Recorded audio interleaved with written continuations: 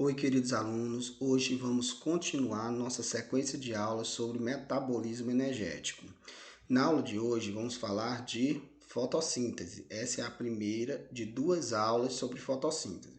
Então, na aula de hoje eu vou falar de fotossíntese, mas na próxima aula também vou continuar falando de fotossíntese, mas também quero falar para vocês sobre quimiossíntese na próxima aula, tranquilo? Mas enfim, vamos falar dessa tal fotossíntese. Vamos começar falando da organela sede da fotossíntese. A organela sede da fotossíntese nos organismos eucariontes fotossintéticos. Professor, quem são os organismos eucariontes fotossintéticos? Plantas e algas.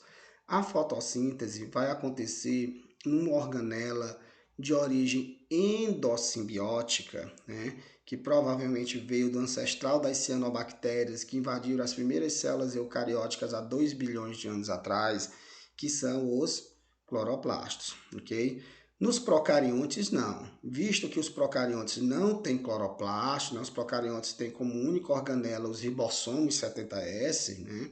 Então, lá nos procariontes fotossintéticos, como as cianobactérias, que tem clorofila A, as proclorófitas, que tem clorofila A e B, as sulfobactérias, que tem um tipo especial de pigmento fotossintético, que é a bacterioclorofila. Inclusive, a sulfobactéria é bem interessante, que ela utiliza na fotossíntese não água, mas ácido sulfídrico, né? E libera não oxigênio, mas enxofre. É uma fotossíntese anóxica, né? Mas, enfim, nesses organismos procariontes fotossintéticos, a fotossíntese acontece no próprio citoplasma, no próprio citosol, visto a ausência de organelas membranosas com essa finalidade. Enfim, vamos avançar.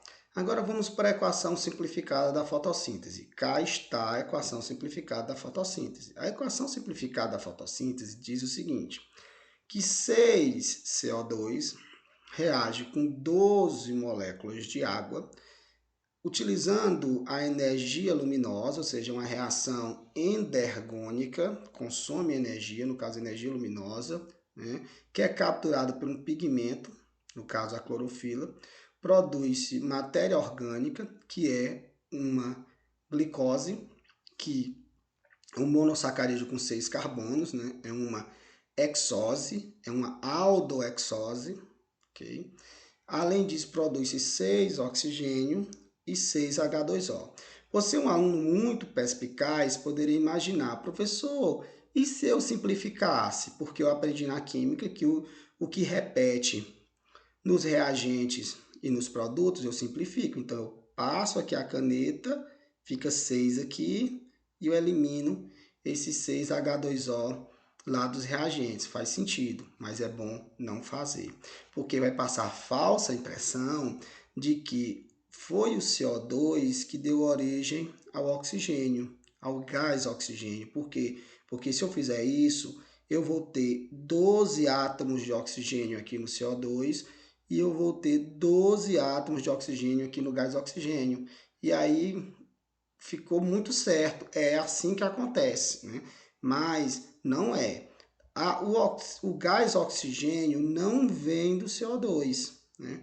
Se pensava até a primeira metade, até o começo do século XX, imaginou-se que na fotossíntese era o CO2 que dava origem ao oxigênio.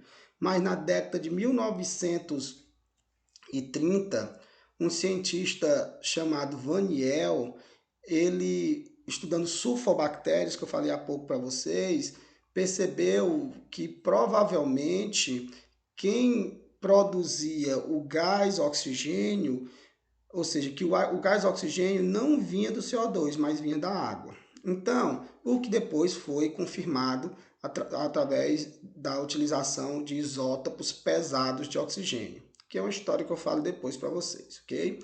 Então, se hoje a gente sabe de certeza que o gás oxigênio não vem do CO2, mas vem da água, e se eu botar 6H2O aqui, eu vou ter 6 átomos de oxigênio, e aqui eu vou ter 12 átomos de oxigênio. Aí Lavoisier não vai gostar disso, né? Porque eu vou estar mentindo.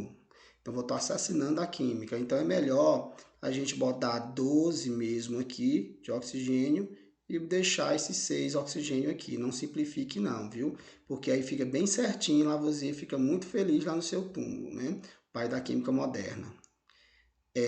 Aí, ó, porque vai ficar aqui, ó, 12 átomos de oxigênio, 12 átomos de oxigênio, né? 6 vezes 2, 12.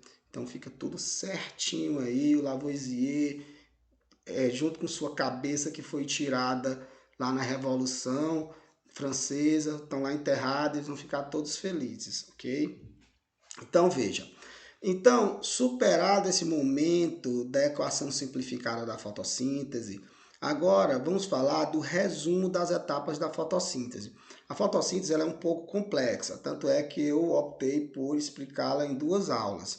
Mas eu tenho aqui uma visão panorâmica, uma visão geral da fotossíntese. A primeira coisa que eu quero que vocês saibam é que a fotossíntese acontece em 2 etapas.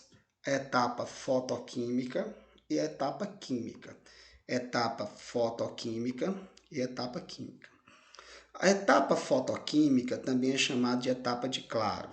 E a etapa química também é chamada de etapa de escuro. Então, bota isso na cabeça de vocês. Fotossíntese é dividida em 2 etapas. Quais são essas etapas? Etapa fotoquímica e etapa química.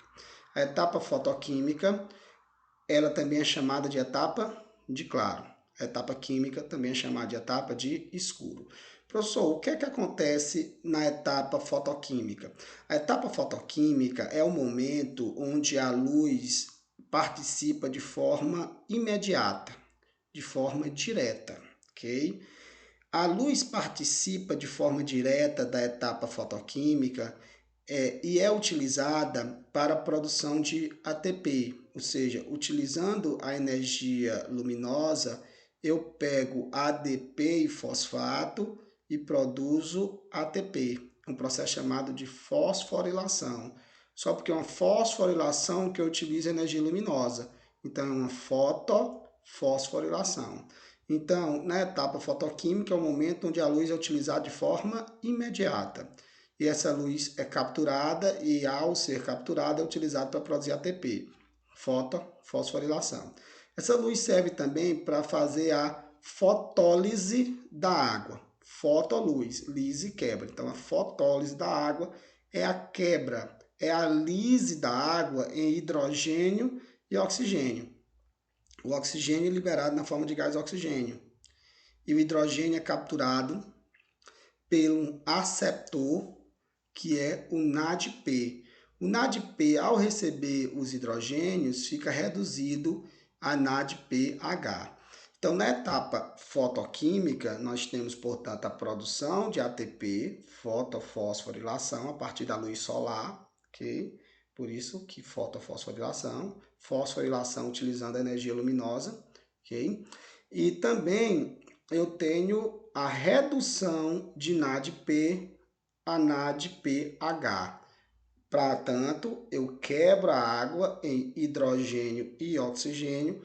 O oxigênio vai-se embora na forma de gás oxigênio e o hidrogênio justamente vai ser recebido, recepcionado pelo NADP, reduzindo a NADPH, beleza?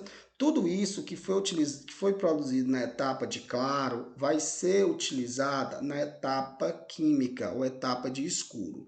A etapa de escuro, ela nada mais é do que a organificação do CO2 à matéria orgânica. Na etapa de escuro ou etapa química, portanto, o CO2 é reduzido à matéria orgânica. Agora, para o CO2 ser reduzido à matéria orgânica, eu preciso de energia.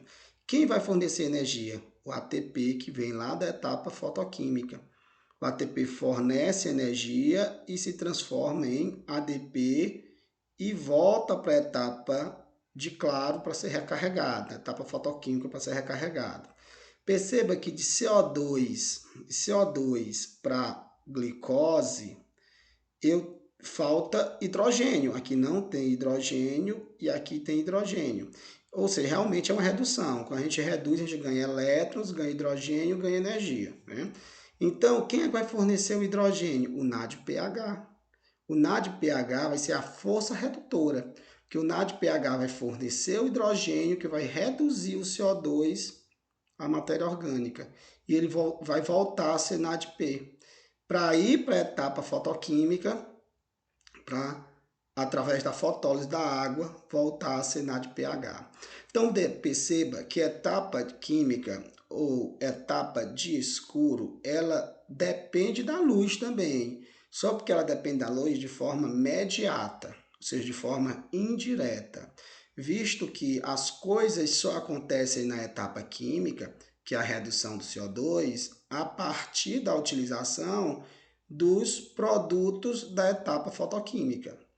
Aí a gente chega à conclusão que a fotossíntese só acontece durante o dia, tanto sua etapa de claro quanto sua etapa de escuro, porque alguns autores maliciosos de questões de vestibular podem dizer assim para você: a fotossíntese acontece de dia, mas durante a noite tem uma etapa da fotossíntese que pode continuar acontecendo, que é a etapa química ou etapa de escuro. Aí você relaciona. Durante a noite, etapa de escuro faz todo sentido. Não faz sentido, não. Porque a gente apelida de etapa de escuro porque ela não depende imediatamente da luz, mas ela depende de forma mediata, de forma indireta. De fato de forma que se eu não tiver luz, a etapa de claro não acontece. A etapa de claro não acontecendo, eu não vou ter ATP e não vou ter NADPH, nem vou ter energia, nem vou ter a força redutora. E o CO2 não vai ser reduzido à glicose, ou seja, a etapa química também não acontece. Então, elas ocorrem simultaneamente, concomitantemente. Se uma para, a outra para também.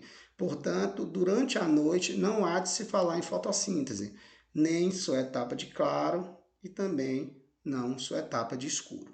Beleza? Então essa é a visão do todo, do amplo, do conjunto. Mas agora eu vou falar para vocês só de etapa fotoquímica, para na aula seguinte eu falar só de etapa química. Então vamos para essa tal etapa fotoquímica, essa tal etapa que a gente depende da luz de forma imediata. Vamos que vamos. Então, pessoal, a primeira coisa, então vamos falar primeiro da etapa fotoquímica ou de claro, né? Primeiro que ela ocorre na membrana dos tilacoides. Os tilacoides são essas bolsinhas achatadas, ok? E um empilhamento de tilacoides a gente chama de grano, né? E o conjunto de todos os granos a gente chama de grana, né? Então até aqui eu tenho um grano, aqui eu tenho outro grano, outro grano, outro grano, e todos esses granos de um cloroplasto a gente chama de grana, ok? Mas enfim, a etapa fotoquímica acontece na membrana dos tilacoides. Mas por que a etapa fotoquímica acontece justamente na membrana dos tilacoides? Porque é na membrana dos tilacoides onde a gente tem os pigmentos fotossintéticos, ou seja, os pigmentos que capturam a luz solar, beleza? E esses pigmentos, eles se organizam em fotossistemas. Então, veja só, vamos tentar entender melhor tudo isso que eu falei.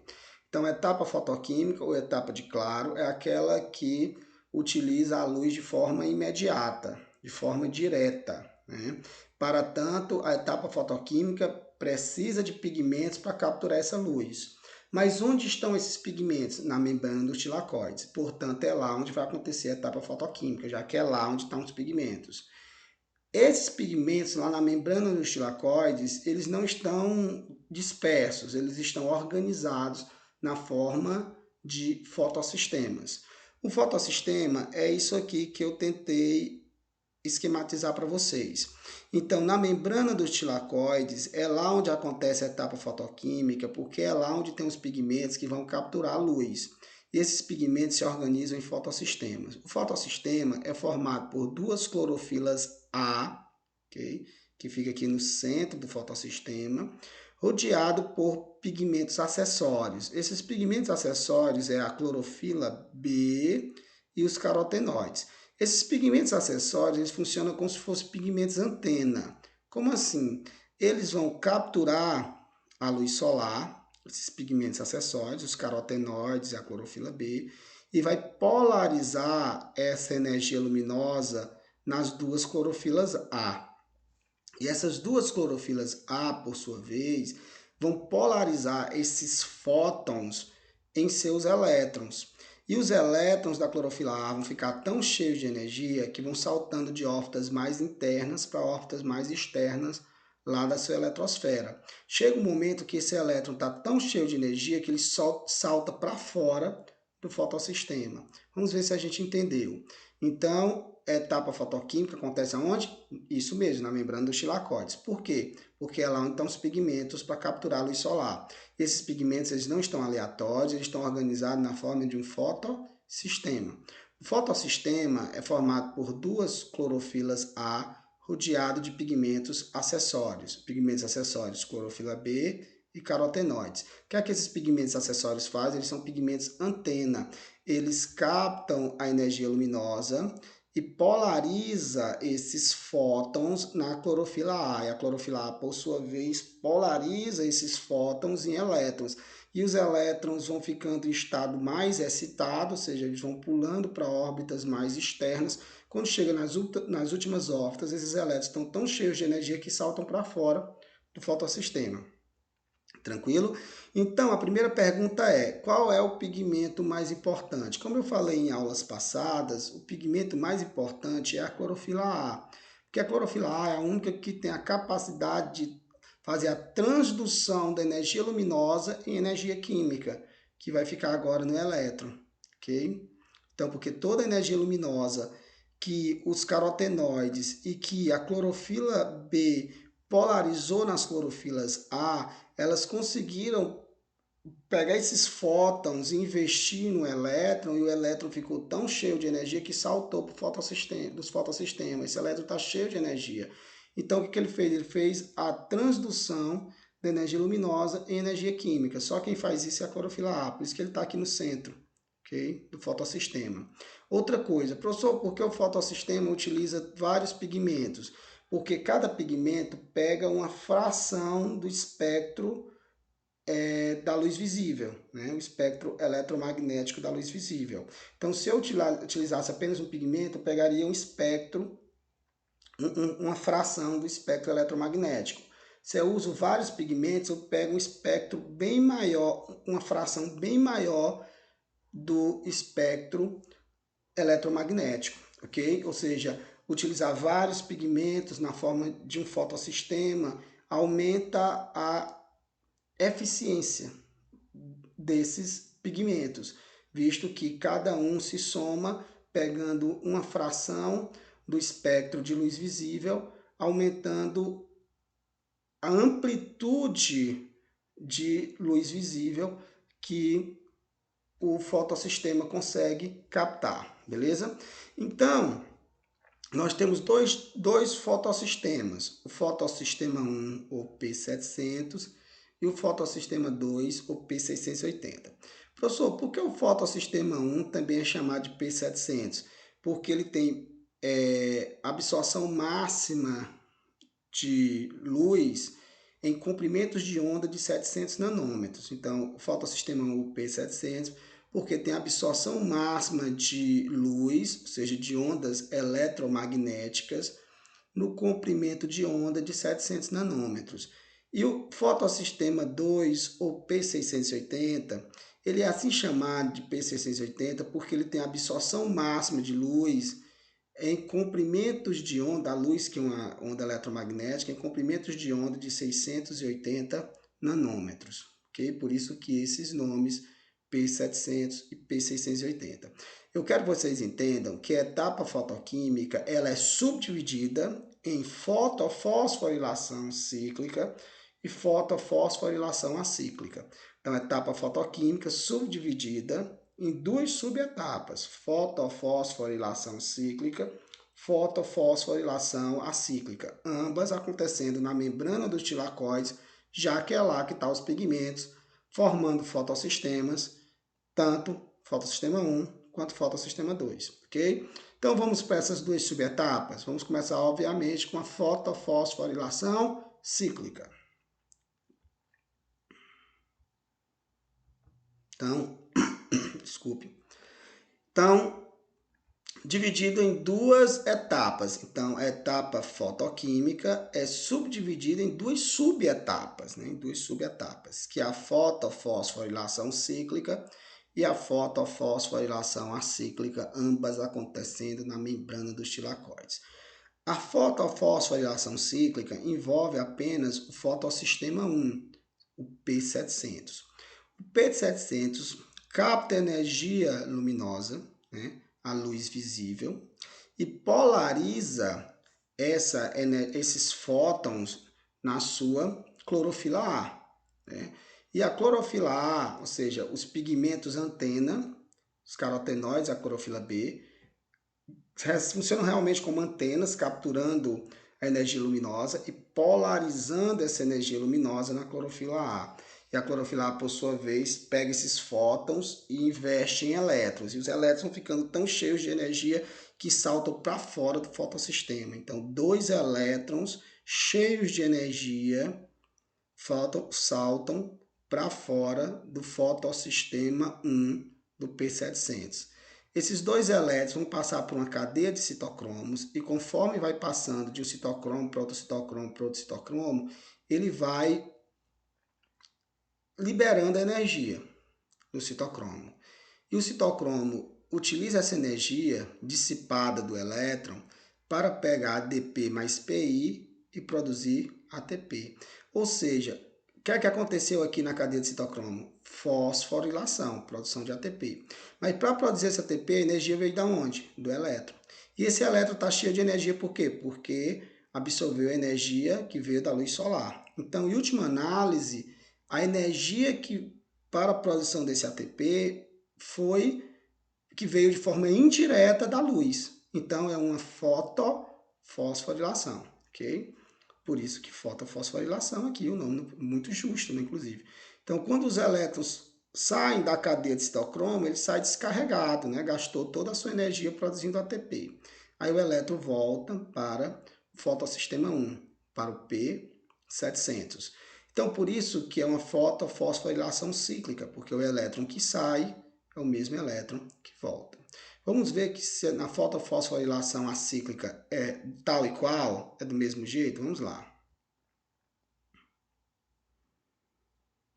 Meu Deus, professor, que absurdo. Não se preocupe, não tem nada de difícil aqui. Vamos lá. Então, a fotofosforilação acíclica, que também acontece na membrana dos tilacoides, porque é lá onde estão os fotossistemas, ok? Envolve os dois fotossistemas, tanto o P680 quanto o P700, né? O fotossistema 2 e o fotossistema 1. Vamos lá. A gente começa com o fotossistema 2.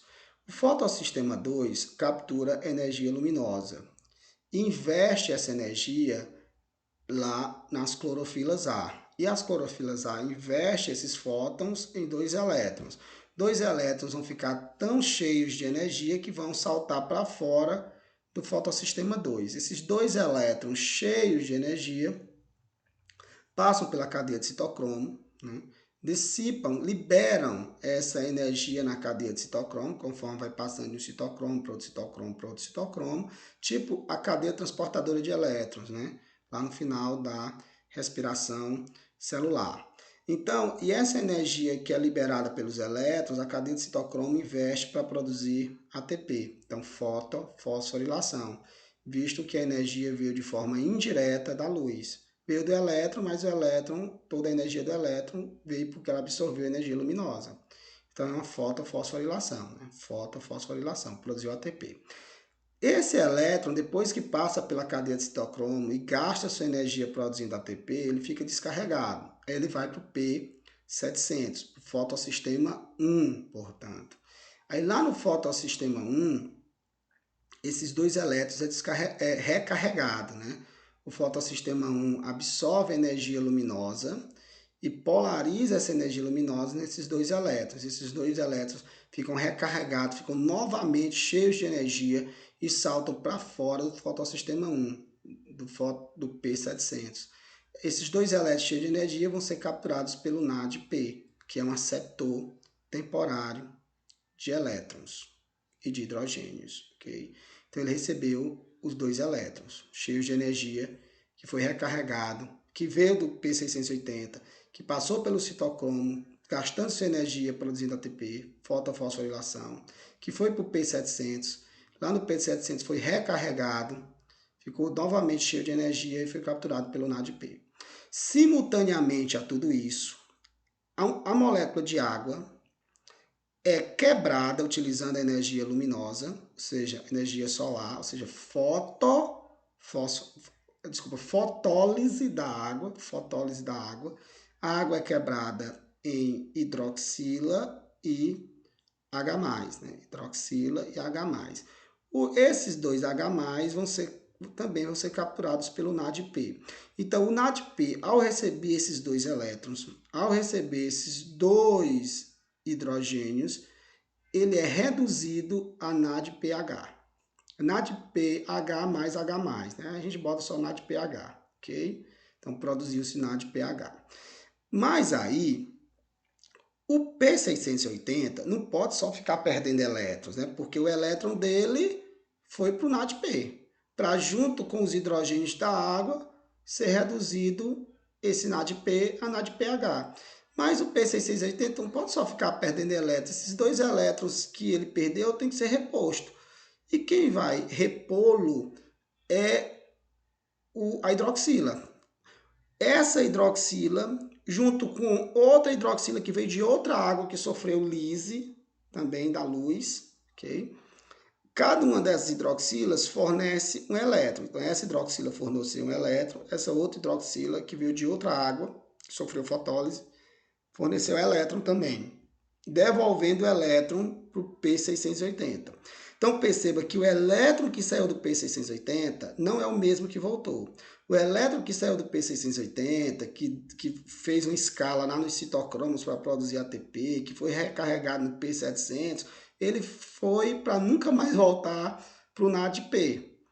O elétron que vai voltar para o P680 é o elétron que veio das hidroxilas. Por isso que é a fotofosforilação acíclica, porque o elétron que saiu não é o mesmo que voltou. Só porque quando uma hidroxila fornece elétron e a outra hidroxila também fornece elétrons, um que veio de uma água e outro que veio de outra água, né, reduzindo o P680 à sua situação original, né, eles se transformam em radicais, OH e OH, instáveis. Não existe OH-, existe OH e OH. Como eles são muito instáveis, altamente reativos, eles vão fazer isso, vão reagir um com o outro. E quando eles reagem um com o outro, eles produzem água e gás oxigênio. Portanto, na fotofosforilação cíclica, você vê que só é produzido ATP. Aqui na fotofosforilação acíclica é produzido ATP, mas também é produzido NADPH, também é produzido água e gás oxigênio. Ok, galera? Então, essa é a primeira de 2 aulas sobre a fotossíntese. Na próxima aula, a gente vai ver a etapa química, onde esses ATPs que foram produzidos aqui, esse NADPH que foi produzido nessa etapa fotoquímica, vai ser investida em reduzir o CO2 à matéria orgânica. Lembrando que essas 2 reações acontecem simultaneamente, ok? Então, até nosso próximo encontro. Falou, galera!